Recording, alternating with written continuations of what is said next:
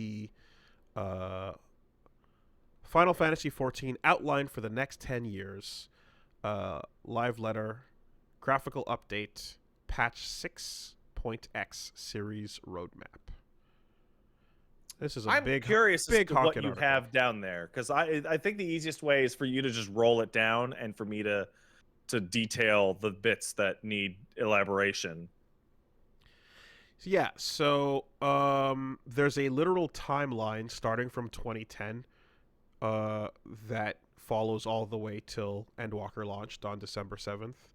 Mm-hmm. And then it goes into Yoshida detailing the next 10 years of what they plan to do with the game, starting with 7.0. Yeah. One of the more interesting things is every time he talks about this, people are like, "Are you quitting? Are you leaving?" And like unironically out loud said, "I would have to die to come off this project." Oh my god. Oh my god, are you serious? Yeah, he's Wow. like, "I plan for this to be my life's work." Holy shit. I mean, the fact that he loves and plays it, like, is a great sign for that dedication. But the idea of someone having this ability and being a creative type that does not want to then try other shit is insane. That's so nuts. Like, Yeah, every he creator also wants to said try that out new like things. he's basically also said that if the CEO tries to change it, he would like fight him, like fight him. That's um crazy. he's not, because it's, you know, it's been this long time thing with a lot of franchises that like somebody comes along and is the driving personal force behind it and brings it into a certain state. Like let's say Kojima with Metal Gear, right? If Kojima left Metal Gear, what do you get? You get Survive, right? So people get nervous when the head leaves or the core team leaves, and The auteur. every 2 years at least, he says basically you would have to stab me to get me to leave this office. Okay. But clearly, at some point, probably, it will be okay, dude, it's time to work on the literal next game that will just be the sequel to this one. I don't know. They did that with 11, and for a good portion of 14's life, that was a mistake. No. But there cannot not be an endpoint. Like, if the Why game not? industry, I imagine, if the Wooly, game when did World of Warcraft come out? MMOs can work in decade long scale. Yeah. They can work in decade long scale, but like, isn't there just a point where like the weight of the engine itself is just not going to Yes. be able to handle what can be done? So that's one of those things. It's, and this is kind of what we're talking about today, is they are taking um they're taking resources to address technical debt on the engine. Okay. And when PS4 gets deprecated, they're going to deal with some more of that technical debt. And they're basically always working on the tech debt of this old engine. And this old engine is now a fucking Frankenstein freak. Like, they added DirectX 11 support, and that was nuts. Just, I mean, you understand that, like, I feel like, I don't know. I'm always, like I said, I'm always new to this, so my assumptions, I'm well, prepared to be like way off on, but like the world will, and like like computers and tech and what's going on, like things will change in such a degree at some point in Okay, our so lifetimes that it has to become a weird legacy thing at some point. okay, so 30 oh, years from now, like, what? I'm going to give you a very quick rundown of this. You say that at some point it has to become a weird legacy issue. You're right. That point was 6 years ago. This game has always had weird legacy technology Mm. from the very first day A Realm Reborn came out, they were taking Q&As and people were asking shit like, if I have my Chocobo out, why can't I queue for Duty Finder? And the answer is because your Chocobo is being listed internally as a party member. And if you're in a party, you can't queue for a roulette because it says there's 2 people in the solo queue. And then fucking 16 months later, they fixed that. Okay?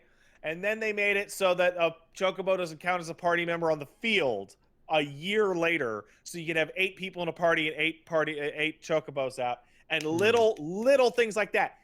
Every part of this game has been spaghettied forward. Mm-hmm. And every expansion, they don't tell us about it, but they have like a couple guys in the back just fucking with it and cleaning it up. There's a glamour plate system in the game where you assign looks to plates that you can equip so you can change between, I want this outfit or this outfit. That took like 3 years of Frankensteining bullshit behind the scenes because of the way the original glamour system had been designed from one item to the next. I just saw something that cuts through all of this even to establish the point. FF11 is still getting updates. Oh, yeah, of course. Okay. That's enough for me. Now, granted, those updates are few and far between. But that is enough for me to go, okay, no, MMOs are different. They last forever, and they don't change, and that's it. Okay. So, but you are right. That's crazy compared to every other genre. But they're different. They're not the same thing. Massive old engine problem. It's constant. They literally talk about it every 2 or 3 months because they get Q&As that are like, how come this doesn't work like a real fucking video game? Mm-hmm. And they go, listen, this thing is built on bullshit. There was a fucking logout bug with Endwalker that they were only able to diagnose with fan help using sys tools to look at the goddamn traffic, and discovered that it was a network bug with the login screen dating all the way back to the beta of 1.0 that just never got fucking fixed. Wow. Okay. Right? Yeah. So yes, you're completely right. It is an ongoing, constant battle. And the other thing, though, is that, like, one, clearly, like, so if this were some wild indie bullshit community run situation like Grawl, I'd be like, oh yeah, that'll run forever because fucking people are yucking it up, having fun with this ancient thing, right? Yeah. But even when the technical aspect is removed from the equation, my brain also assumes that anything with a corporation influencing its like decisions is going to also want to push new product at some point, you know? Mm-hmm. And so the idea of like an everlasting game on on any platform is anti-corporate interest to just and it's a subscription model for sure. Yeah. But I just I feel like that's the other thing is to like at some point to like push a new thing because they did. It's called Endwalker.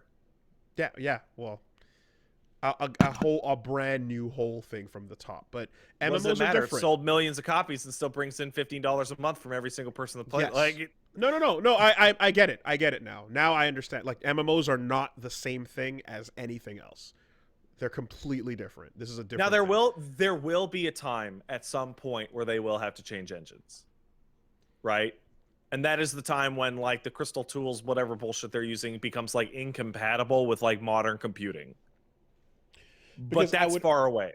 Because I imagine that if you take like most companies, giant game companies, and most games that have a very still active, long-lasting online community, but maybe not necessarily one that pays monthly, you're gonna find a point where they're like, time to sell it again, right?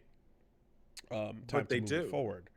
Um, Now, like, does everything with a subscription then kind of have this like literally an infinite tail end, like If it's good. possibility?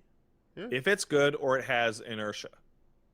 So WoW currently, I would say that most people would say that it's not that great, but what it has is inertia, and that inertia is time spent, and it's also social, right? It's outside of itself, right? Think of how long people were playing Third Strike.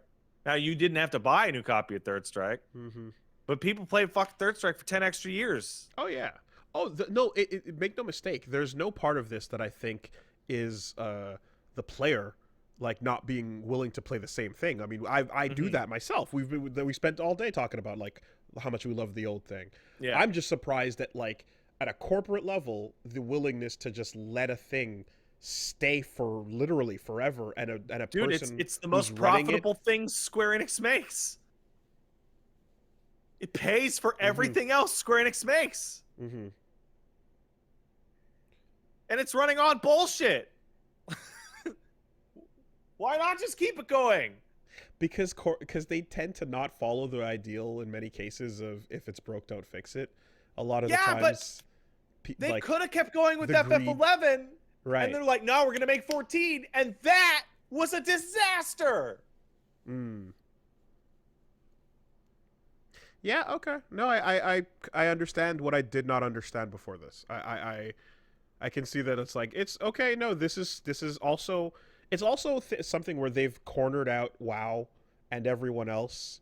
So this unique example is also very particular for this company because I don't know if the same could be said of like I don't know. So the same could be said of something like EVE Online, which has insane lifelong players, you know, but maybe not for something like Guild Wars, which has the like no subscription, but you got to buy the new thing every now and then. So right? let me break it down for you. Okay, is in a completely different example. Why do they release a Madden every year? Oh, because they can sell a new copy to a sucker. Right, and Madden doesn't have any subscriptions, right? It's just Madden. Yeah, it's a roster update. Okay, well, guess what? There is less difference between each individual copy of Madden than there is in the patches of 14, which makes Madden a $6 a month subscription game. There's fake features that often get introduced, like, oh, you can now stiff arm with the C stick, but it's not. Yeah. It's whatever, like, yeah. Right. And they don't feel the need to make a new Madden. They say they are. But that's not been true for like fucking 20 years. And they treat the covers like Sports Illustrated covers as well. Yeah. Like there's a whole thing to that. About the 10-year plan and the tech debt and all that stuff, literally this live letter addressed the elephant in the room. So I read pretty much every interview I can get my hands on about this game. And going back to Stormblood, there were a couple questions about, hey, dude, this game came out in 2013, and it's 2017 now. It's starting to look a little rough. Are you guys ever going to put better graphics or maybe textures? And the response was generally, we know we'll someday have to increase that, but we're still supporting older consoles, so that'll be far in the future. Then, before Shadowbringers, they get asked, hey, it's now 2019. Are you guys thinking about updating the graphics for the future? Like World of Warcraft changed its character models, or EverQuest put out a texture pack. And they say, not right now, but we are well aware that at some point the graphics will have to change. And we have people on the team actively looking into the feasibility. Right? And you go, okay. Endwalker comes out, and the same questions get asked, and now the answer is, I don't have anything to talk about. Okay. Because the live letter set for 3 months after the end of Endwalker is, okay, guys, we are going to be updating the graphics. Now, there are two problems with the graphics in FF14 in terms of updating them. Number one is the fucking characters have a maximum resolution that can be applied to them. That has been a technical issue going back. Like, you can see it on characters that are very detailed, like the Crystal X art. There are literally only a certain amount of pixels that the engine will allow to be displayed on them, right? So that clearly has been fixed or is in the process of being fixed. The second of which, and this is the biggest problem by far, is that Yoshi P answered in an interview before Shadowbringers, listen, we understand that you want to increase the textures. However, we didn't make high-res textures and then scale them down for the models. We made 512 by 512 textures. There is no higher level master to just slap on. Mm-hmm. The textures have literally always just been made at this size. With an upper limit, yeah. So we will have to make new ones. And that's a lot.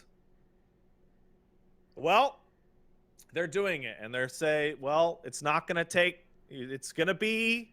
How big is the art team? Yeah. It's going to be in steps. So, Willie, I'm going to send you a photo. I don't know if you've seen any of the photos that they showed off. Yeah, I'm looking at the article. No, I want you to look at the photo I sent you, not the article.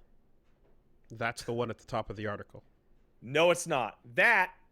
The one that I sent you, yes.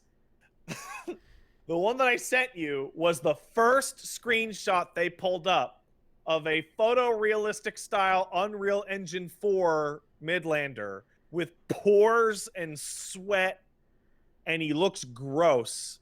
And then they said, this is not what we want to do.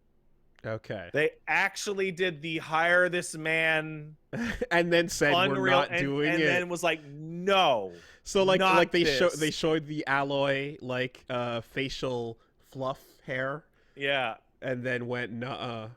And then they went, okay. And then they showed off comparative images of keeping the same art style. It's a little cleaned up. The shaders on the eyes are a lot nicer. Stuff like that. The thing about it, they're like, okay, so we're going to start with the most popular. So all the characters that your player can be, they're going to get updated. All the most popular pieces of gear that people wear, they're going to get updated first.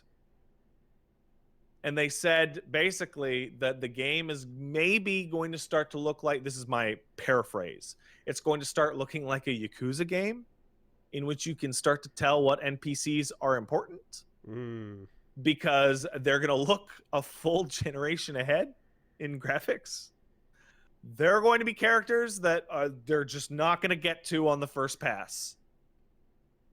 Just not going to get to. There's gear that's just not going to get hit on the first pass. It's probably going to take like a year and a half.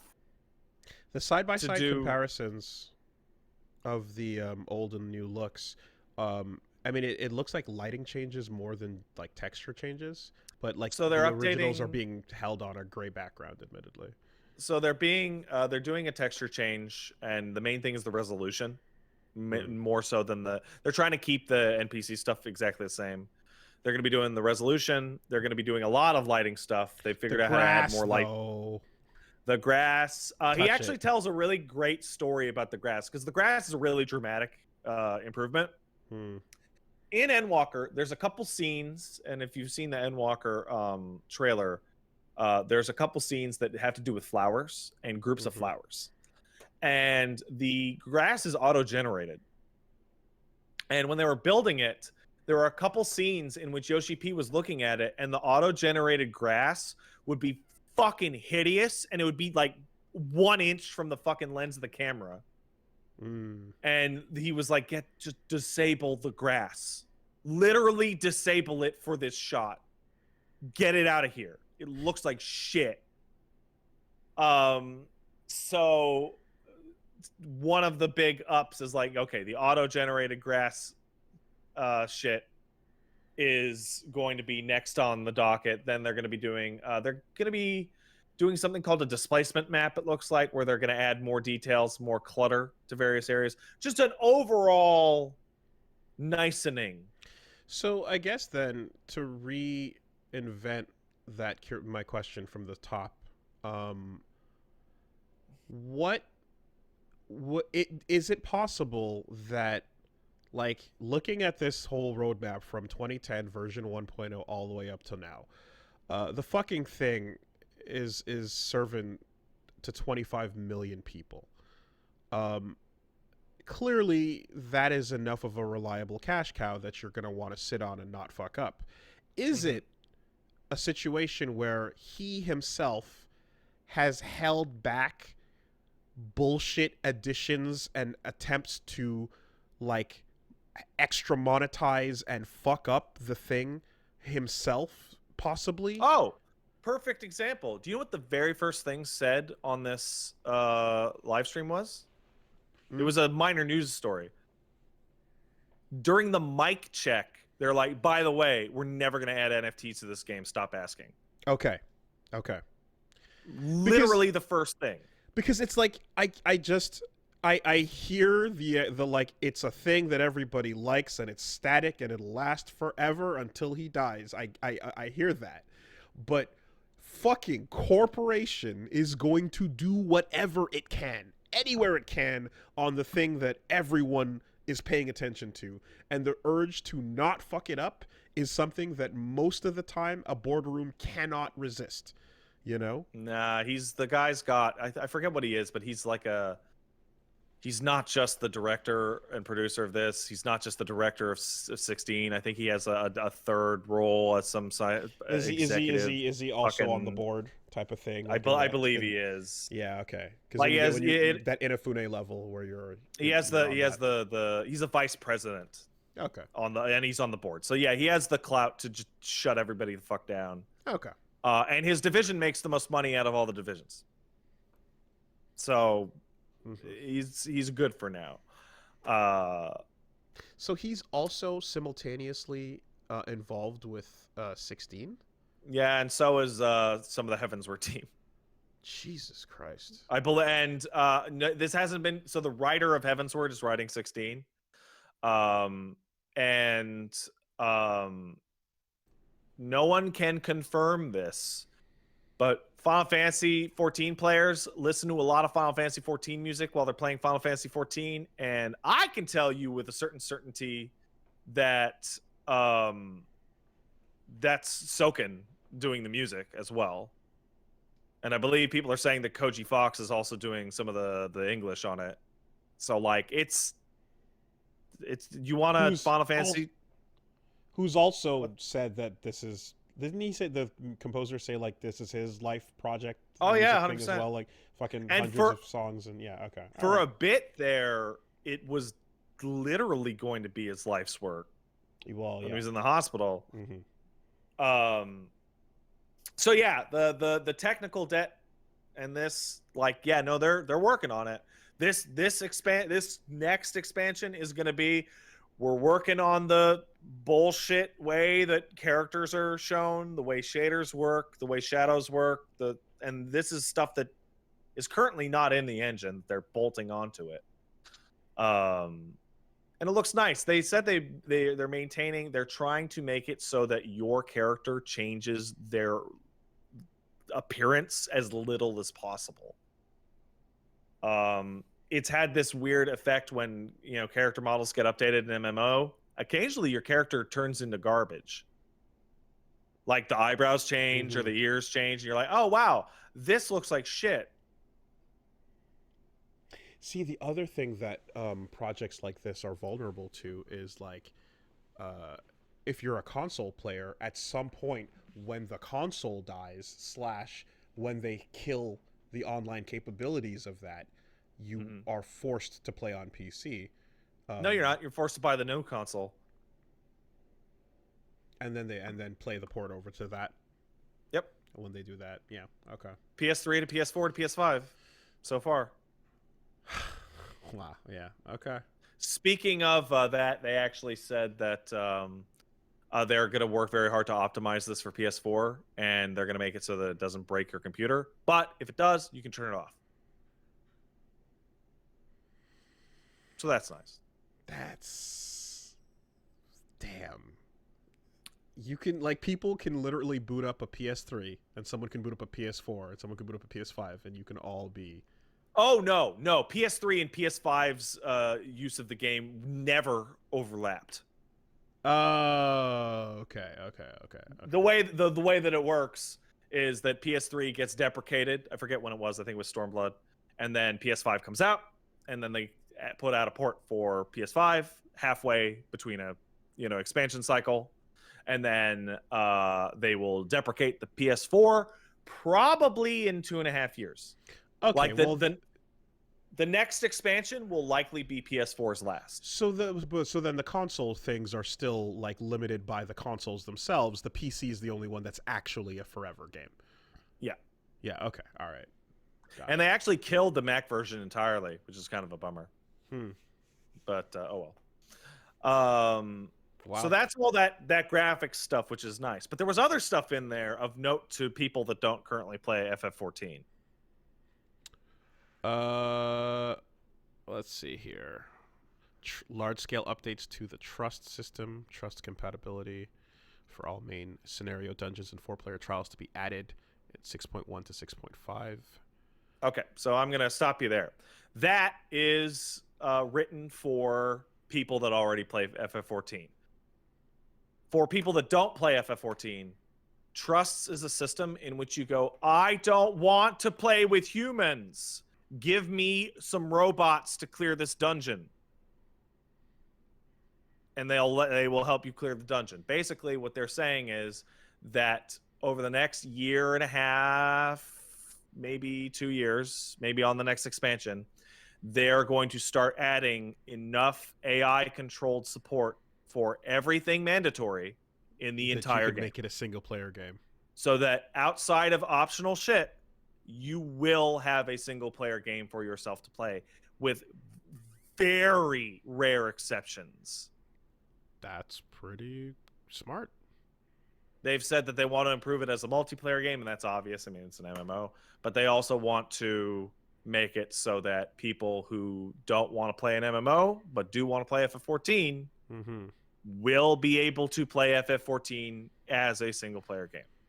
Yeah, because I mean, the way everyone has talked about this is definitely one where it's even if you're anti MMO, or not anti, but even if you're MMO kryptonite, it's yeah, but the plot though, right? So now somebody in the chat says, why not just play an actual single player game at that point? Because I want to play this one because it's good, bro.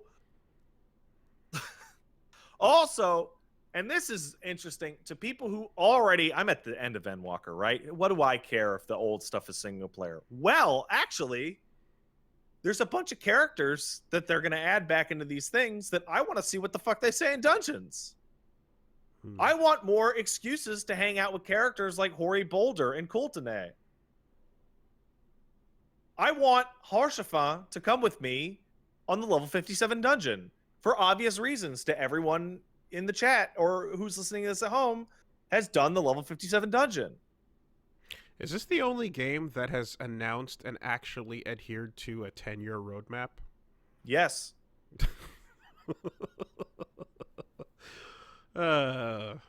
Destiny's coming up in 18 months. Again, I always assume somewhere out there, some people are huddled in a dark room with EVE Online burnt onto their monitors, reading some updates and freaking the fuck out over whatever's getting dropped. You know? I always assume there's always someone ready to fucking put that fucking cloak you're wearing on and play some EVE. Yeah, they've been really blunt every time an expansion comes out, and hey, how far ahead do you guys plan the story? And they're like, we have the story planned more or less out to 6.0, and they've been saying that since Stormblood. So 6.0 is what just happened.